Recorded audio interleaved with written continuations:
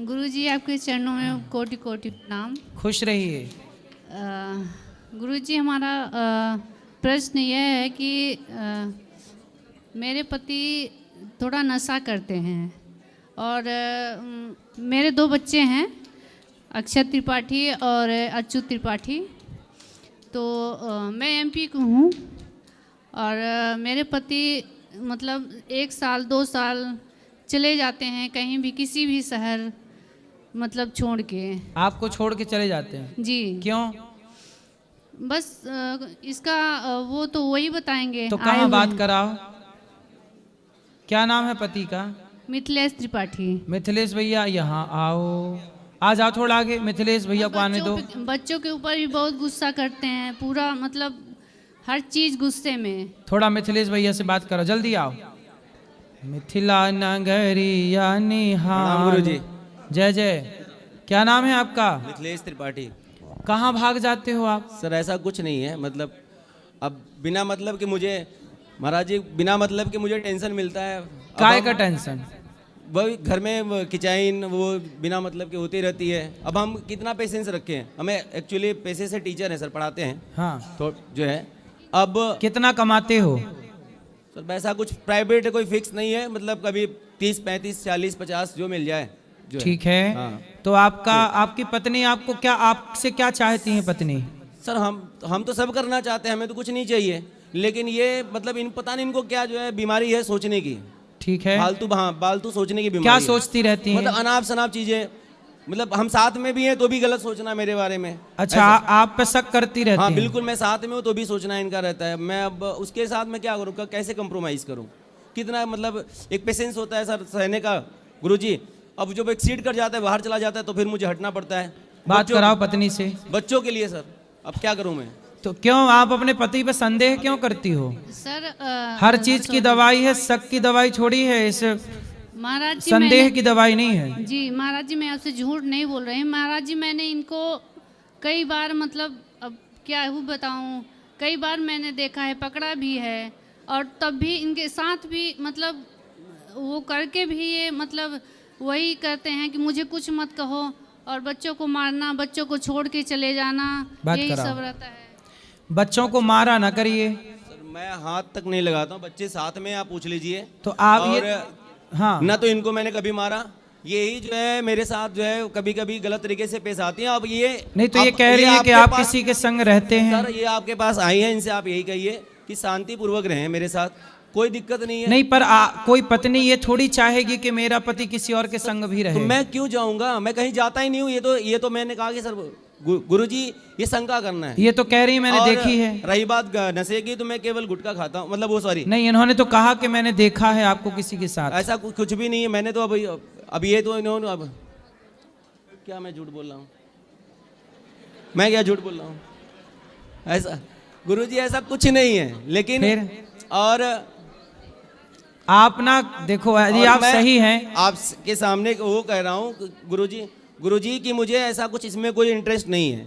ये सही से रहें, अच्छे से रहें, तो मुझे कहीं जाने की जरूरत नहीं है। अच्छा आप कहीं मत जाइए, अपनी पत्नी के साथ रहिए। कहीं लेकिन जाने की जरूरत ऐसा है नहीं। ना, पत्नी को ये संदेह है कि आप किसी और के संग हैं। सुनो, ध्यान से सुनो। पत्नी को संदेह है कि आप किसी और के साथ रहते हैं, तो आप इनका संदेह दूर कर दीजिए। आप किसी के साथ नहीं रहते, आप इन्हीं के साथ रहिए प्रेम से। गुरुजी मैं इनके साथ ही रहना चाह रहा हूँ और मैं इनको अपने साथ लेके आया हूँ, लेकिन जब से लेके आया हूँ तब से यही मतलब इनका रहता है कि जो है मुझे यहाँ नहीं रहना है, मुझे मेरा जो है शोषण हो रहा है, या मुझे फ्रीडम नहीं मिल रहा है, जबकि मैं सब कुछ करता हूँ। तो इन्हें कौन सा फ्रीडम चाहिए? अब ये आप इनसे पूछो, बात कराइए, इनसे पूछिए कौन सा फ्रीडम? महाराज जी ऐसा कुछ भी नहीं है, ये सरासर झूठ बोलते हैं, प्रताड़ित करते हैं मुझे हर चीज के लिए। इसलिए मैं कहती हूँ कि किसके लिए प्रताड़ित? वो तो कह रहे हैं कि कुछ भी नहीं, जो कमाता हूँ आपके पास है सब। वो जबरदस्ती करते हैं। आप जो भी अच्छा जितना ये कमाते हैं पूरा आपको दे देते हैं? जी नहीं सर, मतलब कि कितना देते हैं ये वही आपको? देने के लिए तो भागते हैं ये सब। नहीं, कितना पैसा देते हैं आपको महीने? ये इनका रेगुलर कुछ है भी नहीं, कभी 20 पा गए, कभी 15 पा गए। चलो जितना पाए, पर पूरा देते हैं कि नहीं आपको? साथ में रहते हैं, जितना देंगे, और फिर उसी कारण ये भाग जाते हैं कि मुझे पैसा ना देना पड़े। तो आपको पैसा कितना देते हैं हर महीने? मुझे महीने का कोई फिक्स ही नहीं है महाराज फिर जी। भी 10 लाख 20 लाख 10,000 20,000 कितना देते हैं? नहीं, अगर साथ में रहते हैं तो फिर ले लेते हैं, मतलब तो मांग लेते हैं, और उसीलिए फिर हर जगह घर पे परिवार में सबसे कहेंगे मुझसे पैसा ले लेती है, मुझसे पैसा मांगती है। और 2 बच्चे भी हैं महाराज जी, और इनके घर से भी कोई वो नहीं है। आप दोनों पति, देखो पैसा पति का हो वो आपका है, और जो आपका है वो उनका है, जी। तो आप दोनों प्रेम से रहो ना। आप दोनों को सारी जिंदगी रहना, तीसरा कोई नहीं आएगा आपके जीवन में। महाराज जी मैं तो रह ही रही हूँ, इसीलिए तो मैं 2 साल 3 साल तक अकेले बच्चों के साथ रहती हूँ, नहीं तो कौन रहेगा। हाँ बच्चों, मैं बच्चों के साथ क्यों फिर रहूंगी। हाँ बच्चों के साथ रहो और बच्चों को पढ़ाओ लिखाओ, और ये ये साथ में रहेंगे तभी तो रहूंगी। तो रहे हैं, कह तो रहे हैं कि ये आपसे अभी महाराज जी झूठ बोल रहे हैं, ये नशा भी करते हैं, इनका सब छुड़वा दीजिए महाराज जी। मैं आपके क्या नशा आगे करते हो? हाथ जोड़ती हूँ बताओ। महाराज जी। गुरुजी मैं नशे में, मैं बता रहा हूँ, केवल जो है खैनी होती है वो मैं लेता हूँ, इसके अलावा कोई नशा नहीं करता, कुछ भी नहीं करता। गुटखा ये नहीं गुटखा सर, खाते हैं बस? गुटखा भी नहीं खाता मैं, केवल खैनी खाता हूँ और कुछ भी नहीं करता, कोई नशा नहीं। क्यों? आप पत्नी से बात कराओ। कुछ भी नहीं करता गुरुजी। क्यों? क्या गुटखा क्या नशा करते हैं ये? महाराज जी ये सिगरेट भी पीते थे और पीते थे, अब तो नहीं पीते? नहीं, मेरे सामने तो नहीं, लेकिन इनका अन्य कोई भी नशा है, क्योंकि इनका आंख एकदम लाल रहता है। अरे अब और उनकी बहुत आंख झगड़ा- लाल है तो तुम संदेह बहुत करती हो। आदमी कुछ नहीं खा पी रहा है, अब आदमी सोएगा नहीं, आंखें लाल होगी, तुम कहोगे दारू पी के आ गया।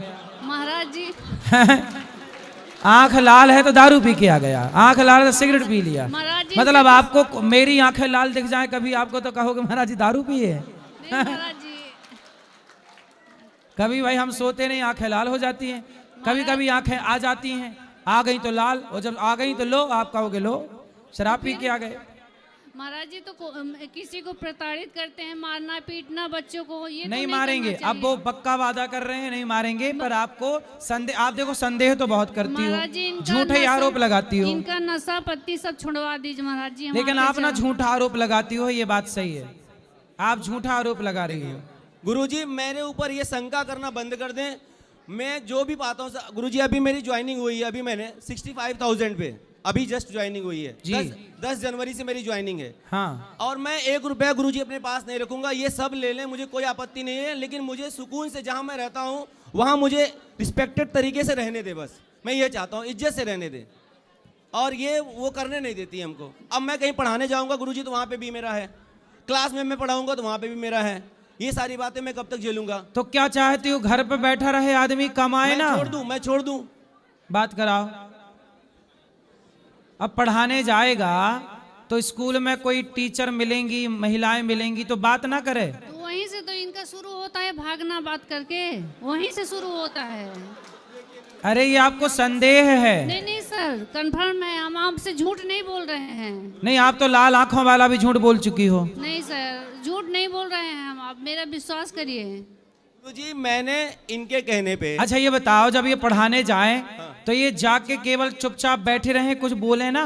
अब कोई टीचर है, कोई कुछ पूछ रहा है, अब माना कि इनकी प्रिंसिपल मैडम होगी ऊपर हेड में, या कोई सहायक टीचर होगी, कोई महिला होगी, तो इससे कोई बात भी ना करें? नहीं, कोई दिक्कत नहीं मुझे था। ऐसा किया करो ना, आप भी इनके संग जाया करो। इस तो वही दिक्कत है सर, वो महाराज जी वही दिक्कत है इनको। मैं क्या?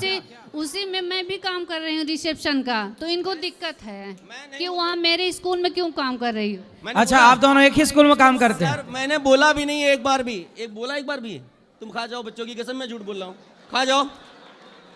गुरुजी मैंने एक बार भी नहीं बोला कि मैं इनको जबरदस्ती लेके गया हूँ। हाँ। वहां पर भी लेके गया हूँ जहाँ भी ज्वाइनिंग हुई है मेरी। तो मतलब जहाँ आप रहते हो वहीं रहती हैं? हाँ, मतलब उनको वहाँ पे स्कूल में भी? वहाँ पे भी जॉब दिला रहा हूँ कि वहाँ पे तुम भी कर लो, कोई दिक्कत नहीं है, मुझे कोई प्रॉब्लम नहीं। मतलब स्कूल में ये भी रहती हैं साथ में? हाँ। तो साथ में रहती हो फिर भी संदेह है? महाराज जी मैं अभी जब से ये हरकत करने लगे तब से मैं साथ में रह रही हूँ, और मुझे ये नौकरी करने नहीं देते हैं। अब यहाँ जहाँ है ये, यहाँ भी मुझे 15-20 हज़ार का मिल रहा है, लेकिन ये मुझे डिस्टर्ब करते रहते हैं। तो कि मतलब तुम- आप इनको केवल ताकने जाती हो, हैं? कोई ले ना जाए? नहीं महाराज जी ऐसा नहीं है, मैं बहुत परेशान हो चुकी हूँ, इसलिए मैं बोल रही हूँ। चलो अब प्रेम से रहना, और इनके जहाँ ये जाए बस पीछे पीछे चले जाना, जाया करो साथ में। महाराज जी कसम छुड़वा दीजिए, कसम खा के इनका नशा पहले छुड़वा दीजिए। नशा और कौन ये- सा? खैनी? अच्छा खैनी, चलो और खैनी ये से बात। गलत जो काम करते हैं वो केवल इनसे खैनी कसम- खाते हैं ना? महाराज जी इनसे कसम खिलवा लीजिए कि गलत काम नहीं करेंगे। अच्छा सच बताओ, आपका किसी और स्त्री के साथ चक्कर है? कुछ भी नहीं है ऐसा माँ कुछ। कसम खा के बोलो कि माँ नहीं? कसम गुरुजी कुछ भी नहीं है, ऐसा कुछ भी नहीं है, ऐसा गुरुजी कुछ भी नहीं है। और और देखो जब, ये माँ कसम खा गए। और जब से मैं इनको अपने साथ लाया हूँ, मैं तनिक भी अब इसको इनको कैसे दिलाऊं? नहीं, इनका कोई इलाज नहीं है फिर। कैसे दिलाऊं इनको? इनका कोई इलाज नहीं है फिर। मैं किस तरीके से दिलाऊं इनको, बताइए आप बताएं मुझे, क्या कौन सी कसम खिलाना चाहते हैं, मैं वो तैयार हूं। आप बताओ कौन सी कसम खिलवाएं? अब बताओ, इनसे पूछो। पत्नी की खाओगे? पत्नी की खाओ कसम। गुरुजी आप बोल दीजिए, मैं सब तैयार हूं। कौन सी कसम खवाएं बताओ? तैयार है पति तुम्हारा? महाराज जी जो आपको अच्छा लगे वही। खवा तो दिए माँ कसम। तंबाकू भी नहीं खाना। चलो तंबाकू का कारण रिश्ता बिगड़ रहा, छोड़ दो ठीक तंबाकू। है गुरुजी, मैं छोड़ दे रहा हूं तंबाकू। खाओ माँ कसम, नहीं खाओगे? माँ कसम वृंदावन की या नगरी की कसम खा के कह रहा हूँ, भगवान की कसम खा के कह रहा हूँ गुरुजी की, मैं तंबाकू भी छोड़ दे रहा हूँ, लेकिन ये संगा करना छोड़ दें, नहीं फिर मैं इनको छोड़ दूंगा और आजीवन दूंगा। अब नहीं, अब देखो, अब संदेह नहीं करना। अब देखो पति ने कसम खा ली है सब प्रकार की, तुम्हारा पति गलत नहीं है, तुम झूठी उंगली करती रहती हो। हाँ तुम भी कसम खाओ, तुम भी कसम खाओ। ये अब तुम खाओ माँ कसम के, तुम संदेह नहीं करोगी पति पे। महाराज जी ये सारे गलत काम छोड़ दें, मैं माँ कसम खाती हूँ कि इनके ऊपर संदेह नहीं करूँगी। वो तो खा गए कसम, अब तुम खाओ कि माँ कसम खा के मैं बोलती हूँ मैं संदेह नहीं करूंगी। तो ये छोड़ देंगे तो मैं नहीं छोड़ तो करूँगी। दिए, छोड़ तो दिए, छोड़ दिया मैं। छोड़ दिया। जी तो ठीक है, मैं अगर गलत काम नहीं करेंगे मैं संदेह नहीं करूँगी। माँ कसम? हाँ माँ कसम। आपकी माँ है? जी ठीक है फिर। इनकी नहीं है।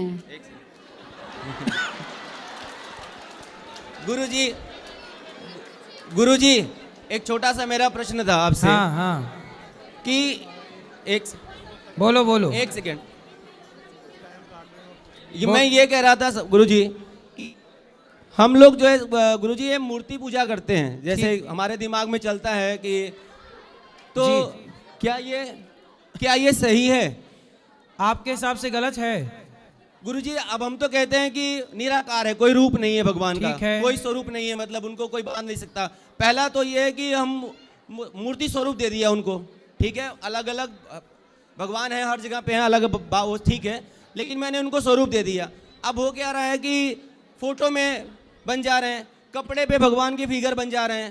अब वो कपड़े खराब हो जाते हैं तो नालियों में फेंक दिए जाते हैं, सही है। फोटो फेंक दिए जाते हैं, रोड पे फेंक दिए जाते हैं। तो मेरा ये था कि ये ऐसा क्यों हो रहा है, मतलब ऐसा नहीं, कपड़े अपने में जो भगवान बना लेते हैं वो ठीक गुरुजी नहीं है। फोटो में भी तो फेंके जाते हैं रोड हाँ, पे। ठीक है, लेकिन जो मूर्ति पूजा है हमारे यहाँ, देखो भगवान जैसा कि आपने कहा निराकार है, तो जो भगवान निराकार है तो हमारा भगवान इतना पावरफुल है कि वो निराकार भी हो सकता है और जरूरत पड़ने पर साकार भी हो सकता है। लेकिन तो नरसिंह भगवान साकार रूप में प्रकट हुए। लेकिन गुरुजी जैसे मुस्लिम धर्म वाले हैं, हाँ। अब हम बात, उनका कोई मूर्ति नहीं है, कोई वो नहीं है, कुछ नहीं। तो मैं तो गुरुजी मतलब अंदर से ये फील करता हूँ कि उनका अच्छा है, क्योंकि उनके भगवान या उनके ऐसे कुछ ऐसे रोड पे मिलते नहीं हैं, हमारे मिल जाते हैं।